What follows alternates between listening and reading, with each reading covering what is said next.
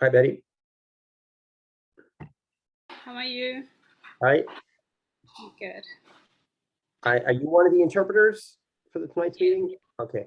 I have pinned you. I believe that's what I need to do to make sure that your video is always there, I think. Thank you.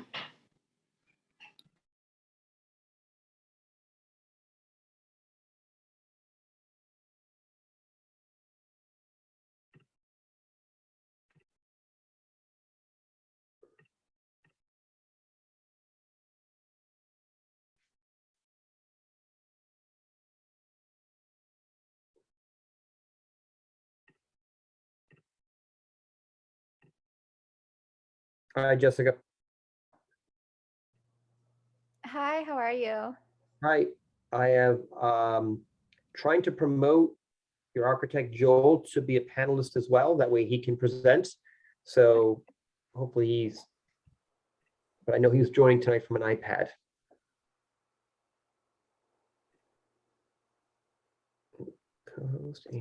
Okay, I'm in, and I'm just switching it to gallery view.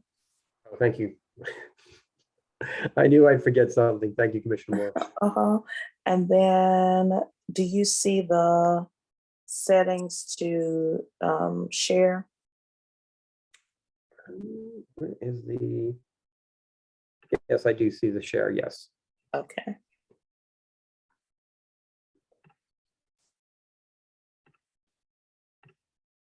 And what we're doing right now is we are, I probably should have hit the word pause recording because this is all going live to YouTube, but I know we got one presentation on deck tonight and is from Joel Heisey, and I am clicking the button to promote him to a panelist, but he is, let me see if I can get him to unmute. Hey, Joel, you there? Oh, there we go. Okay, now I got all the screens and everything. Now I can see you, and I see I'm down here in the corner. Hi. Great. Hi, Joel. First, let me just give a quick introduction. Good evening, everybody. This is Kevin Horgan. This is the March 2022. It's March 17th. It's the March 2022 public meeting of ANC 5D's Zoning and Development Committee. We have a relatively quick meeting tonight. We just have one presentation on the agenda. We had two other presentations, but one has postponed until next month, and the other for a BZA case is taking a slightly different approach.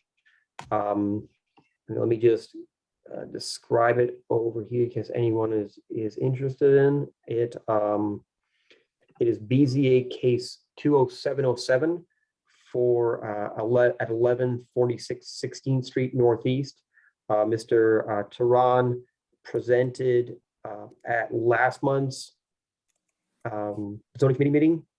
He incorporated some feedback, made some changes. He actually presented at last week's ANC 5D's public meeting with the changes. I don't think he's not going to present his changes tonight to the zoning committee, but what he is doing, I'm going to quote his email, I'm holding a gathering this Saturday morning in the backyard of the house from 9:30 to 11 to meet neighbors. I mailed invitations yesterday, and I am providing coffee and donuts, which I hope will entice neighbors to show up. I will be presenting proposed plans and will have my Oculus headset so anyone can view the project in virtual reality. VR is really great. It gives an accurate depiction of what is being proposed. I was able to mail the ANC board as their addresses are online, but at the zoning committee. Would happy if you or anyone else forwarded this and stop by. So, and I forwarded Mr. Tehran's to all the commissioners and the members on the ZDC. So again, that is for the project at 1146 16th Street Northeast. So free coffee and donuts there from 9:30 to 11:30. So, I mean, I'm just impressed with the innovative approach to showing. I haven't seen a developer do that before. It doesn't really, I'm not sure how that matters in the merits of the case, but I think it's a lot better than other folks who try to hide what they're doing. So anyway, so that's the first item. He will not present, but I just want to give that shout out. for his thing this weekend. The other BZA case is postponed till next month. So we've got one case on the agenda tonight, and it is a rear deck proposal by our neighbor Jessica Earhart and her architect Joel Heisey. And I'm going to turn it over to you. However you want to describe your project and let us know what you want to do and what you're proposing. And if you have any presentation materials you would like me to share. Or you can also share as well. Yeah, I'll try sharing. I'm sorry, I don't have a VR presentation for you. It's No way. old-fashioned drawings and photographs, Perfect. but hopefully I'll get the message across. I see Jessica here in the other frame. I'm assuming there's other committee members here. I don't see anyone else besides you. But anyway, what it is, it's a row house on Oates Street. The rear deck is existing. It's been there for many years. It was there before Jessica owned the house, but we wanted to raise it. Well, she wants to raise it up and level the driveway. The garage has long been gone and the driveway is very steeply sloped. So in the winter it gets icy and it really becomes unusable. So what she'd like to do is kind of level that up and make it a usable parking pad. But to do that, we need to raise the deck to get the head height to be able to get a car underneath it. We went through and got all the building approvals except for zoning. It turns out that this deck, when it was first built, never got the appropriate approvals. So we're coming back through here to get the needed approvals for it. Let me see if I can try to upload something here. I've never done this, so I'm not sure. Here it says share content. Let me see if I can do this. My cloud drive.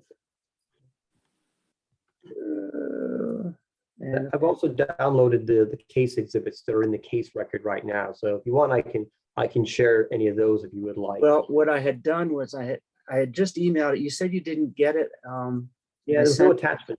sent it. I resent it again just Oh. a few minutes ago. Let me try. That would be easier There because it is. I have that now. good. If you can upload it, because I'm not seeing it on my available files. Sure. Let You me- can upload it. And then this will be kind of a condensation of the important aspects, important documents that are loaded in the BZA case. But they're all in one file, and I've marked up the photos that I just did those today. I'll upload those into the case for the presentation to the BZA as well. Share screen, preview. All right. Hey there. Perfect. So that's the front of the house. So if you just go to the next slide. Okay, this is the back of the house, and this shows the existing deck. It's a very small lot. There's only 18 feet from the fence back to the original, well, to the addition of the house. Zoning even requires a minimum of 20 feet. That's impossible. The existing is 8 feet. And one of the exceptions we're asking for is the rear yard setback from 20 feet to 8 feet, which it's going to be the exact same footprint of the deck that is currently there. If you look, as you see on the screen here, you obviously can see the existing deck. In red, I've kind of outlined where the position of the new deck will be. It's basically going to raise up about 3 feet, and it'll be in the exact same location otherwise. And then the photo on the right, I've marked a red line. You don't get a real sense of the slope of that driveway, but the red line is about 3 feet up from the lowest point, and that would be leveled out. Next slide. These are just existing. The one on the left is the existing stairway. That will be replaced as it is. And on the right, I've tried to again mark in where the existing deck is in the red lines. There's going to be, we have to keep the stairs the same so you can enter into the doorway. Then there will be a stairs up to the new level of the deck, which is just below the window levels on the outside. So that's what those red lines are. And the upper red line is about the height of where the railing will be. And then the next slide. And again, this one just on the inside, on the side on the left is the same kind of markings on the existing deck. And again, exact same footprint, just basically raised up 3 feet. the right here, this is on the right side is your ground floor plan, which is the parking pad and the new stair that will, and a retaining wall so that you can still access into the basement. And then the stairs going up to the deck as well. And then the left side is the actual deck plan, showing the stairs coming up to the front door and then the stairs going up to the deck. In the next slide. This is just on the left side is an elevation and on the left port here. And then on the right is kind of an section elevation that shows you that now it is high enough that you can drive a car in underneath there. And then the deck is raised above it. And then the next on the right side, that's the plat that just shows. Sorry. Yeah, I know. I'm glad you're doing this and not me. You're doing much better than I'm sure I would on this. This is actually the existing and the proposed footprint. And it's exactly the same. And this is where you see there's 8 feet is the rear yard that we're asking for. We're asking for, and this is OP came back and said, I don't need a side yard requirement. I haven't had that experience in the past. The zoning says you are allowed a 0 lot line. If you don't have a 0 lot line, it needs to be 5 feet. So I've always had to request a special exception for that 3 feet side yard.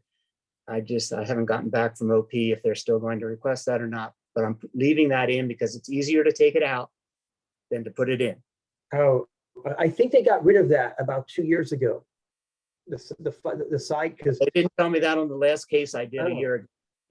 really, I know because they used to be where like there would be people and there was a few houses on Neal Street and Moore Street. There was undeveloped lots and they had to put in, and they wanted to build a house on the alley, just like all of the other alley houses, you know, the end of the lot. And they would always have to submit a BZA case. And it was silly because obviously they're not going to put in a 5 foot side yard when they're on the alley.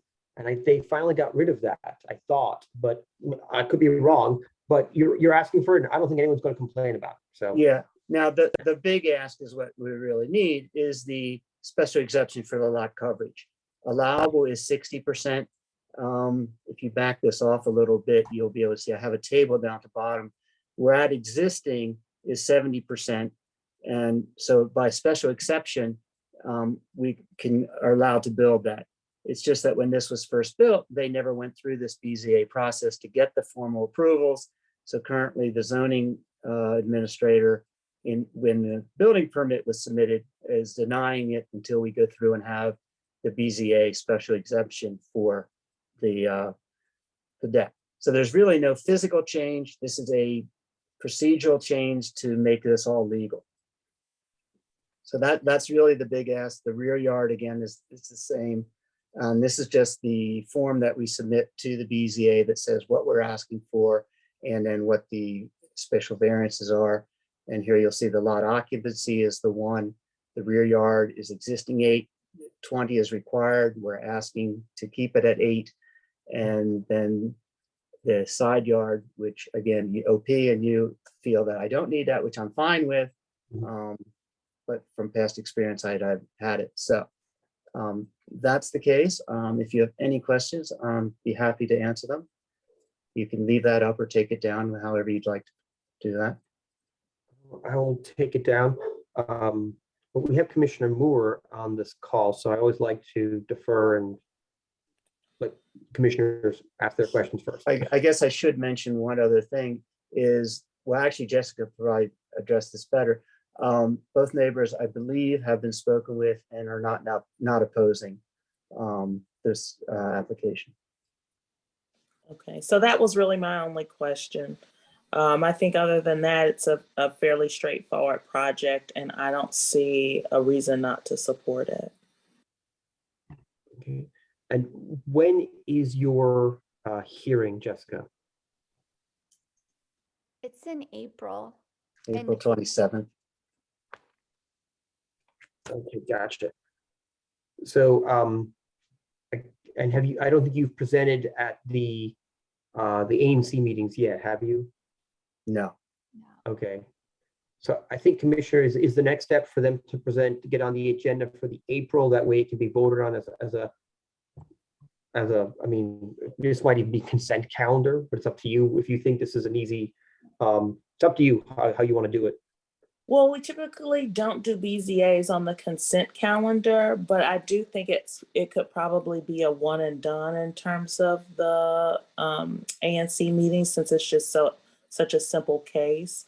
I think the thing that would help us with that is if you can either have the neighbors join the meeting, just to say, hey, we did speak, they did speak with us and we're supportive, or submit a letter in advance of the meeting, just to say, hey, we understand the project and we're supportive.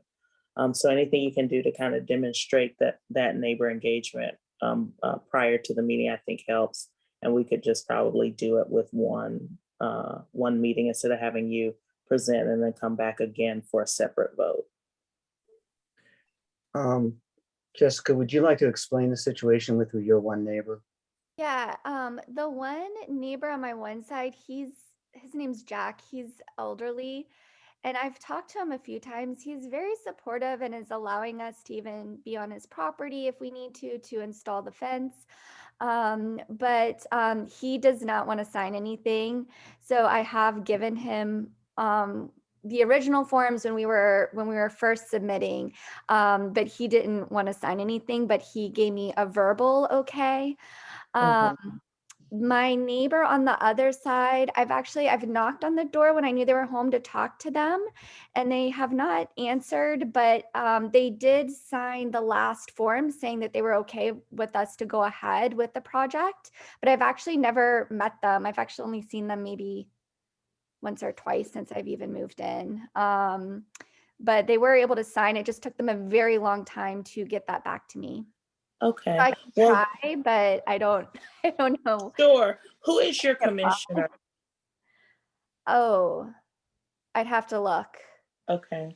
If they just want to, especially as a senior and not wanting to navigate, signatures or Zoom or any of that, if they just want to tell the commissioner, call them up on the phone, or what have you, or you call standing there with them out front, just as long as someone can have that, some kind of documentation or that they're aware, they understand the project, and they're on board. Okay. It doesn't necessarily have to be kind of the formal signature process. I understand some people are skeptical of those kinds of things, but we just want to make sure folks are informed. Okay. And not to disparage the other neighbor, but they have a deck that has recently built, very similar to this one. It doesn't extend quite as far back. I couldn't find any documentation for permits. Yeah. So that may be a case of just keeping their head down.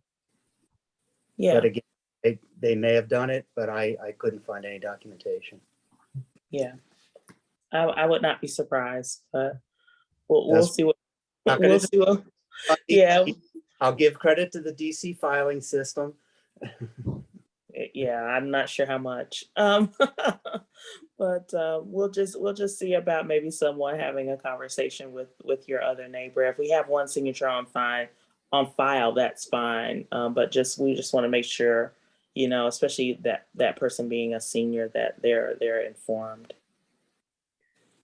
Yeah, I was just thinking, I know when the BZA themselves are considering your case, things they care about is like, are you not negatively impacting the character of the existing, lot, or from even when viewed from the alley. Right. And it looks like all the neighbors have decks the same depth. Exactly. So if you have some pictures and you can emphasize that you're actually not changing the character, in fact, you're making it look better. Now, of course, overall, but like, we're at a parking space to take a car off the street is the big advantage of this. Yeah. I mean, I don't think this is a case where you're going to have a lot of opposition. I think we just want to make sure that your other neighbor that we don't have documentation for is informed. I don't see an issue here. This seems very non-controversial. Good, I like those kind. Yeah. When we discussed this a couple months ago, when we first saw it come up in the docket, we all looked at it and we're like, why are they asking for? Yeah. A lot of people would have just quickly built it without permits, and you're actually, Jessica, you're doing the right thing. Well, I So think that- we were that's just- surprised. I've been doing this for 25 years. I've built relationships with zoning and historic and DCRA. I want to keep my reputation of not doing this under the table. Yeah. And you're probably right to do it, because I'll tell you, I have a house renovation process right now, and DCRA have stopped by a couple times just to check that my contractor is not exceeding the scope of the permits. They're out there, like, just even if you think you're doing everything right, if you're doing any renovation, they will, without permits, they will stop you, because they're being very vigorous right now. They So- like the $5,000 fines. Yeah. So, so that's, so Commissioner Moore, I think the next step is you'll put them on the agenda for next month's. Mhm. And Yeah. yeah, I don't have any further questions. Jessica, I will say you could also get any of your neighbors. One of the things about these zoning cases is it does kind of give you an excuse to talk to your neighbors, and you get to knock on doors, and then you're like, oh, and then when you see each other outside, like, it doesn't have to be, it's always great to have support from the immediate next doors, but you can go a couple doors down, and if anyone, and just knock on the doors. And when I went through a BZA case, I was opposing somebody, but one thing that's useful is if you draft up the letter, and all they have to do is sign it. You can say to them, just give me your name, and you could draft it up for them. And all they're doing is, because you may say to them, hey, you might want to do the same thing yourself a few years from now. And if I do this, you can point to my case, and it gives your other neighbors leverage to do a similar upgrade on their homes. So I doubt any one of your neighbors. So, it would be nice to get one or two letters in support into the case record. I don't think it's going to hurt the case if you don't have any, but it's always helpful to have one or two. So well, that's all I have, and we don't have any other cases on the agenda for tonight's meeting, because we had a postponement, and the other became a virtual reality session on Saturday with free coffee and donut. So Commissioner Moore, unless you have anything else, I would like to be respectful of everyone's time and make it an early evening. If I could Yep. just, if you could send me an email as to when the ANC meeting is, and if you do actually want me to present or not, I can, that's fine. But just please let me know one way or the other. Will do. Yes. Okay. I'll get that over to you. I think, Ms. Earhart, we have your email address. So what we can do is just send, you'll get an automated message from Zoom that says the meeting is at this date and time, and here's your login information. And that login information is specifically for you so that you can join the meeting as a panelist. And Jessica, your commissioner is Commissioner Stephen Cobb. Okay, thank you. Okay, with that, I'm going to call it an evening. Thanks, and it's nice to have these meetings end on time. All right, cheers, everybody. Good luck, and be safe out there. Thank you. Thank you. Cheers.